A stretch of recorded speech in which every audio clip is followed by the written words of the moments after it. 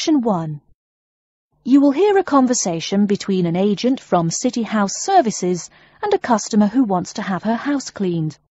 First, you have some time to look at questions 1 to 4.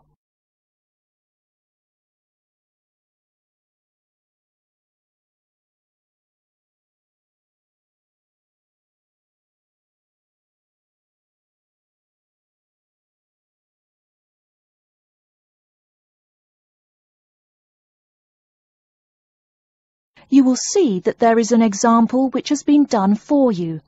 On this occasion only, the conversation relating to this will be played first. Good morning, City House Services. How may I help you? Good morning. I'd like to arrange to have my house cleaned. Certainly. I just need to ask a few questions. First, could I take your name? Yes, it's Barbara Hill. The woman says that she is Barbara Hill, so Barbara Hill has been written in the space. Now we shall begin. You should answer the questions as you listen, because you will not hear the recording a second time. Listen carefully and answer questions 1 to 4. Good morning, City House Services. How may I help you? Good morning. I'd like to arrange to have my house cleaned. Certainly. I just need to ask a few questions. First, could I take your name? Yes, it's Barbara Hill. Thank you. Next, is your house in London? Yes, it's in Kingston in southwest London. Okay, southwest London, and, what's the postcode? SW105. And what is the square footage and what rooms will be cleaning? The whole house is 268 square feet, and there is no need to clean all the rooms. I only want to have my bedrooms cleaned. Okay. How many bedrooms does the house have? 3 bedrooms. Oh no, sorry, we used to have 3 bedrooms, but we only have 2 bedrooms now. Are those single bedrooms or doubles? Doubles. Fine, 2 doubles. There's one more room which needs cleaning. It was used as a bedroom before, and now we have converted it into an office. I understand. 3 rooms have got to be cleaned. And are all of those rooms upstairs? Yes. Then downstairs we have a kitchen diner, conservatory and lounge.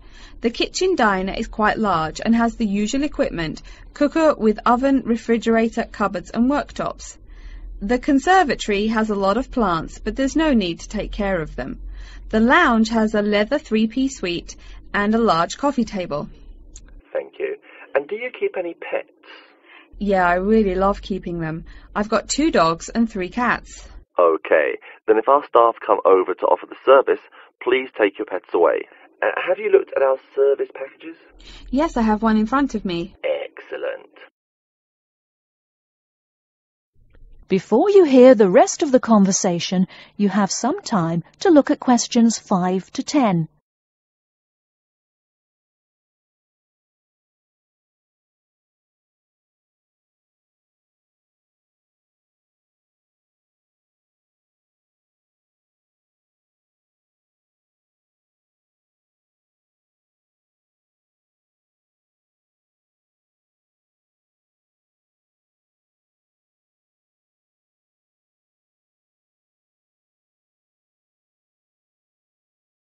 Now listen and answer questions 5 to 10. Any extra services you need? Switching bed linen, work in the garden, clean the glass in the conservatory, that kind of thing? No.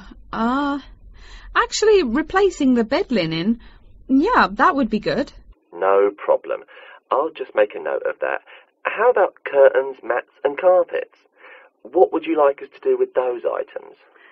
The curtains. I'll have to think about that. I think we should have the carpets cleaned really well every quarter. Mats can just be done with the laundry. Of course. How about clothes? We can have our staff wash and iron them, or we can have them taken to a dry cleaner. Washing and ironing. No, just ironing. That'll be okay. Okay, fine. I know quite a bit about what you want now. I should let you know that we're located on 12 Amy's Road.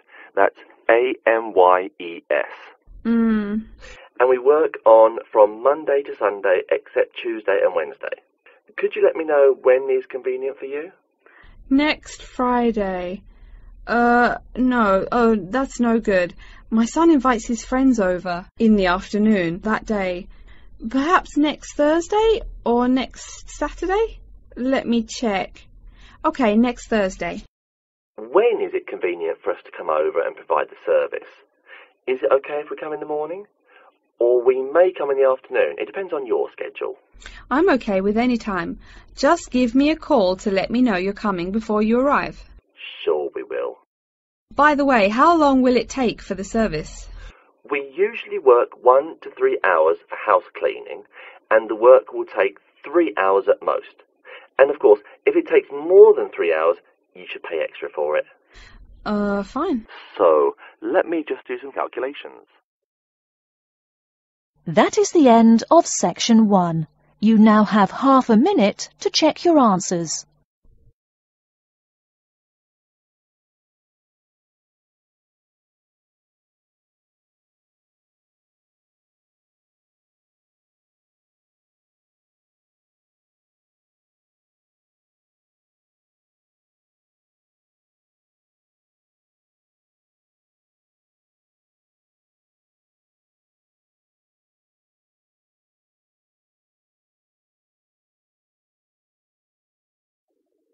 Now turn to section 2.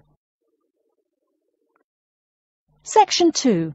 You'll hear a talk by a security worker from Sydney Airport who is introducing the day-to-day operations of the Australian Quarantine Service.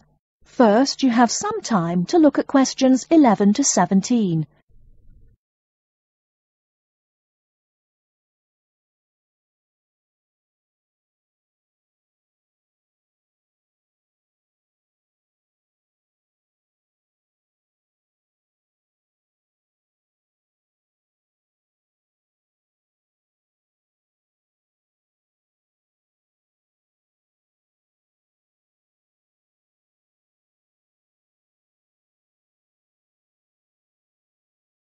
Now, listen carefully and answer questions 11 to 17.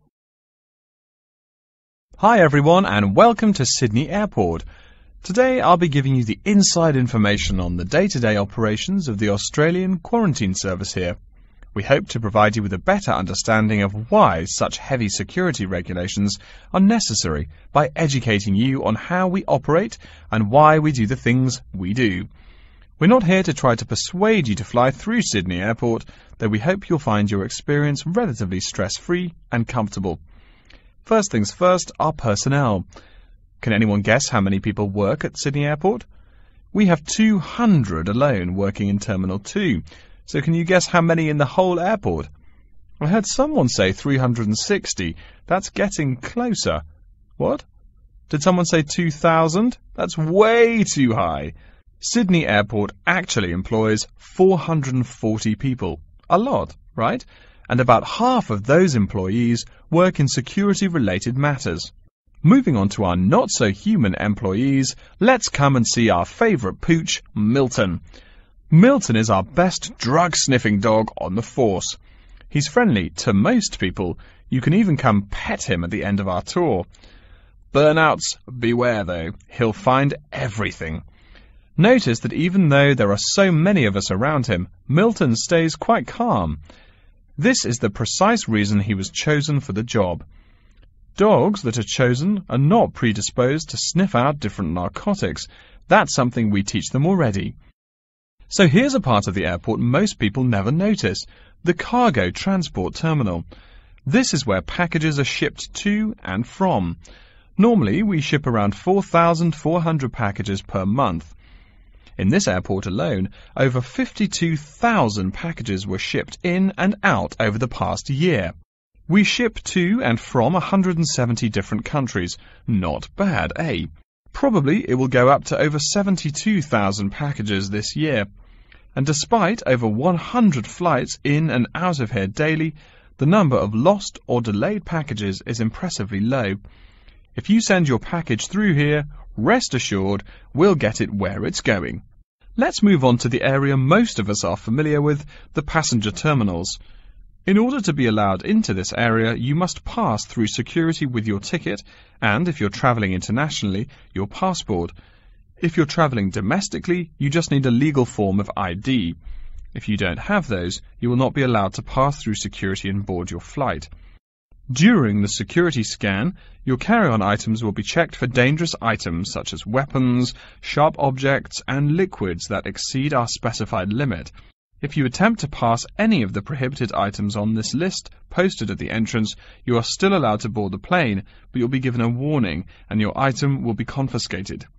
Don't worry, we will not arrest you for having too much shampoo in your bag or anything like that. We also search your carry-ons and parcels for any perishable items. We prohibit the transportation of local vegetation and prohibit parcels containing any insects in them. You may or may not have learnt about this in biology class, but when some plants are introduced to a new environment, they spread wildly and wipe out the current species around it. It is important to control the introduction of new plants into an ecosystem, so we must prohibit the transport of any fertile seeds. So what happens to parcels containing possibly suspicious items? It's of course something we do not take lightly here. If an object passes through the scanner that appears suspicious in any way, it is separated out for manual search by a member of our trained security personnel. If an illegal plant or simple sharp object like a pocket knife is found, it is simply disposed of in our biohazard waste containers, and the package itself is returned to the sender, or passenger if it is for a passenger flight. More serious weapons are reported to higher authorities for investigation. Before you hear the rest of the talk, you have some time to look at questions 18 to 20.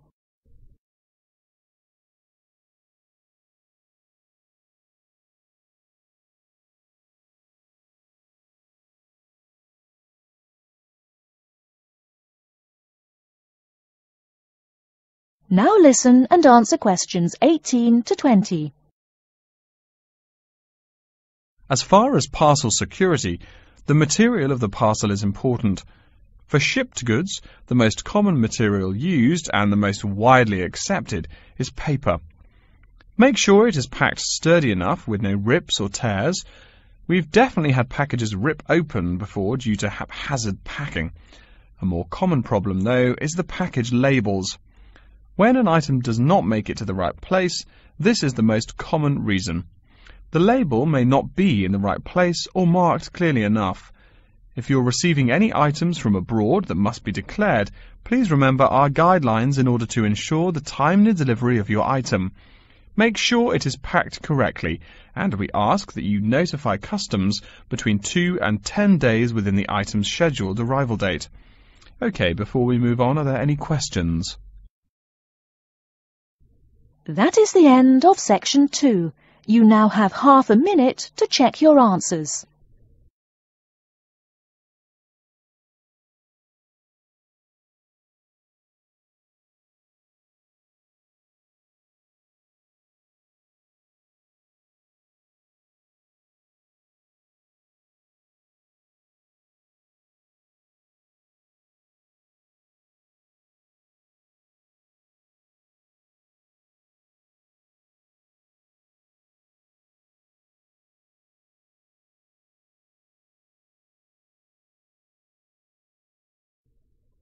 Now turn to section 3.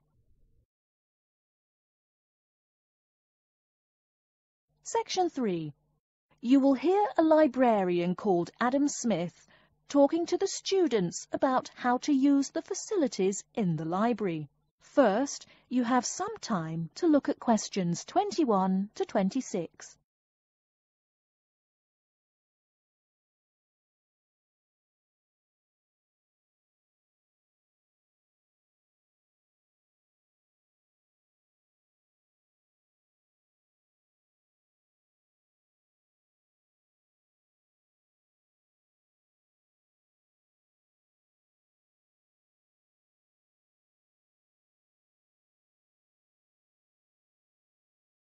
Now listen carefully and answer questions 21 to 26. Welcome. please come in and gather over here around the tables. My name is Adam Smith, and I'm the librarian here. I'll show you around today and explain how to use these facilities. Hopefully, when I'm done with it, you'll know the ropes. And please feel free to let me know of any questions or concerns that you may have. Now we're at the gate of the library. Upon entering into the door, you'll find that the restrooms are on your left-hand side, and opposite them is a photocopy room. Many of you are wondering about the check-in and check-out process. What you have to do is go to the circulation desk, which is to the east of the photocopy room. The reading room is a really large area in the center of the library, just to the north of the circulation desk. I'm sure you won't miss it. If you're here to do research, this is where you should bring books to look through. However, if you're here to do any group projects or other interactive activities, I advise you to use one of the study rooms, which are just to the east of the reading room. Moving on to the southeast corner, we have the periodical section, just next to the study rooms. We have a collection of different newspapers and magazines in this section. You can get last week's weather reports, or all the top stories 5 years ago. Our periodicals can be traced back 20 years to the time when our school library was built. Our first question, yes. Can we check out magazines from the library? I'm sorry, but you cannot take any periodicals out of the library. You're welcome to read them for as long as you want while you're here, but you cannot check them out. I wonder if there is any place where we can get some food in the library. Do we have a store here? Of course. The Food Service Center is just meters away from the study rooms. It's on the northeast corner as you look at the map. The Food Service Center offers different kinds of snacks, though it's not big. Well, moving on along to the west, you will find the Video Resource Center on your right hand. We have educational videos and documentaries, as well as major motion pictures. We ask that you pay attention to the tag on the video that you pick up, as many of our documentaries are for on-site viewing only and may not be taken out of the library. To the west of the Video Resource Center is our satellite TV station. Here we stream the news from Channel 19 for most of the day. How many channels does it have? It does have nearly 200 channels, but we generally will give top priority to channels with some big events, like presidential addresses or other breaking news. During the coverage of the presidential debate, students will take a break from studying and flock to watch it. Last, but perhaps most important, is the inquiry desk. It's just on the left-hand side when you walk into the library, so it's impossible to miss it. If you have any questions about how to use equipment or where to find something, come and ask the assistant. Don't be shy, because that's what they're here for. Before you hear the rest of the talk, you have some time to look at questions 27 to 30.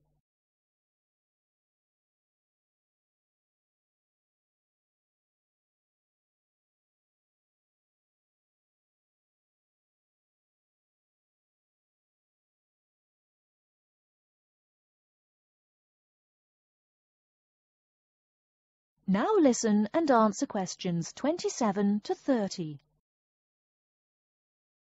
Speaking of questions, one of the questions we get asked is how to actually check out a book once a student has picked one out.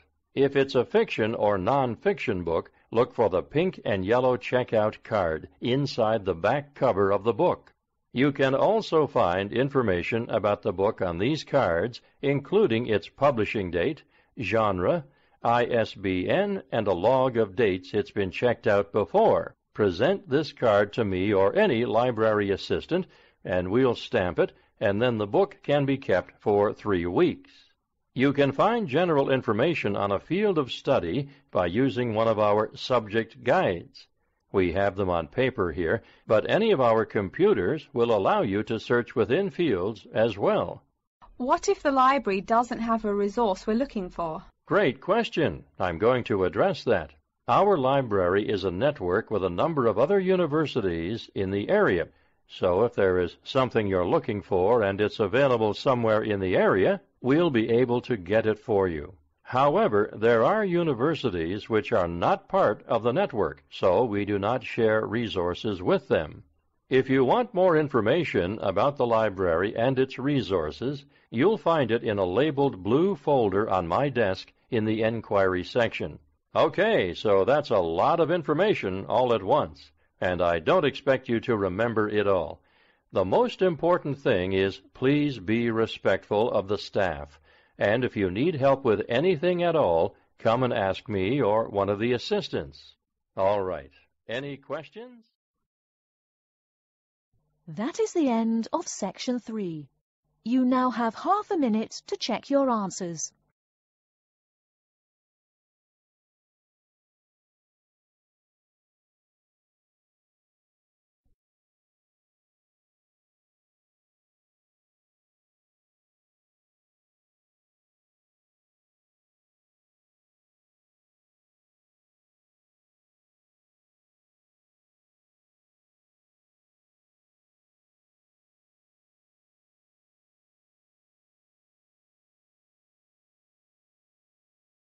Now turn to section 4. Section 4. You will hear a lecture about Crocodylus niloticus and its living habits. First, you have some time to look at questions 31 to 40.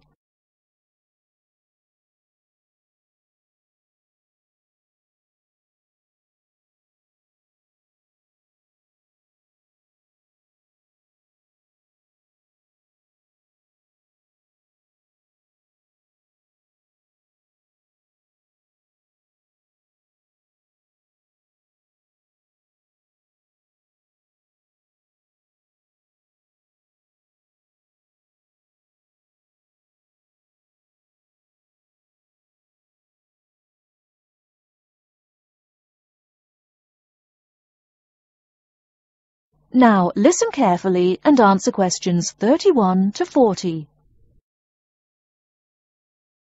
Good morning. Today we will continue our study of Crocodylus niloticus by talking about its living habits. We've already discussed the evolutionary attributes that set it apart from its crocodile relatives. Does everyone remember that?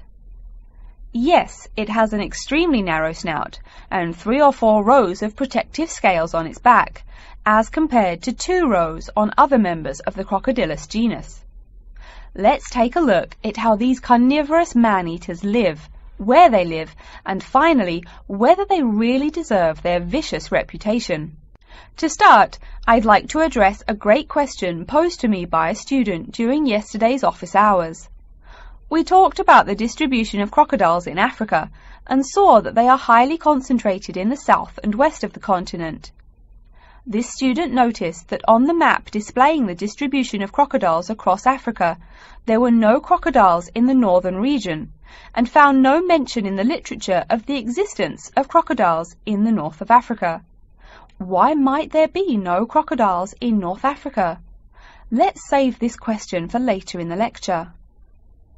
To find out more about the social habits of the African crocodile, one researcher named Tara Shine of the University of Ulster in Northern Ireland conducted a survey of the wetlands in Mauritania and received reports of 46 crocodiles living in one group, or float as we say when referring to crocodiles, though the usual number is a little less than half of that. In general, crocodiles are more highly concentrated in wet subtropical environments, near bodies of water and rich vegetation. While South American crocodiles thrive in cool rainforests, the African crocodile is more equipped for heat. Though they can survive at the hot temperatures found in some deserts, they are not equipped to handle dry climates, and thus cannot survive in places like the Sahara Desert of North Africa. As cold-blooded animals, crocodiles' core temperatures fluctuate from their average of 38 degrees Celsius as external conditions change. Thus, they need to avoid extreme temperatures. Others live an underwater life, keeping a body temperature close to that of the water. As their own unique method of regulating their body temperatures, some African crocodiles have made dens by digging holes in the ground to provide themselves with a cool, dark place to retreat from the hot African sun. Speaking of the hot African sun, let's go back to the question asked at the beginning of the lecture. We know that there used to be crocodiles in northern Africa, yet today there are none. What are some possible explanations for this? Some students have suggested that the African crocodile has evolved from a desert creature into a wetland creature, thus causing them to migrate south for more appropriate conditions. Others presume that the crocodile was hunted out of northern Africa by a fiercer predator. While these are intelligent guesses, the real story is a little bit different. The key to this migration is that the Sahara Desert did not always cover the north of Africa. About 8,000 years ago, the land was fertile wetlands, perfect for breeding crocodiles. Over time, though, the area dried out and the wetland slowly turned to desert, leading the African crocodile to migrate south to the marshlands they call home today. Some crocodiles did, however, adapt to living in dry conditions. In Mauritania, some crocodiles have learned to survive in an area where they can go up to 8 months with no water, by spending the driest of times in what's called a torpor, or short period of hibernation. To utilize every bit of rainfall, these desert crocodiles dig underground caves that collect runoff, thus staying cool and hydrated.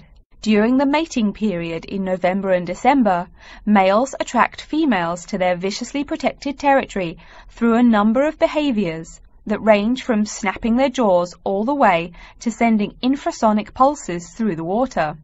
Afterwards, the female digs a hole up to 60 centimeters in depth to store the eggs for an 80-day incubation period. The female protects these eggs during the period, and sometimes even helps crack the eggs with her snout at the end. These teeth-gnashing carnivores are softer than we think. Although these vicious creatures have attacked humans on a few occasions, the residents are not afraid of them. In fact, they show a great deal of reverence towards these wondrous creatures. Some say that crocodiles bring water to their habitat, so if they leave, they will bring the water with them. Obviously, this is not true, but it demonstrates the admiration the inhabiting people have for crocodiles. Generally, crocodiles do not predate on humans. They attack when humans populate the crocodile's habitat, instilling fear and uneasiness in the crocs.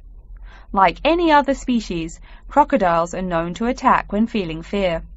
There's still a lot more to be discovered about the African crocodile. Researchers want to know more about the population size, how many crocodiles inhabit Africa in all, how they form separate floats, etc. There is still also much to learn about migration patterns and relations to other populations of crocodiles now found in other parts of the world. Next time, we'll examine a few specific case studies of crocodile populations in southern Africa. That is the end of section 4.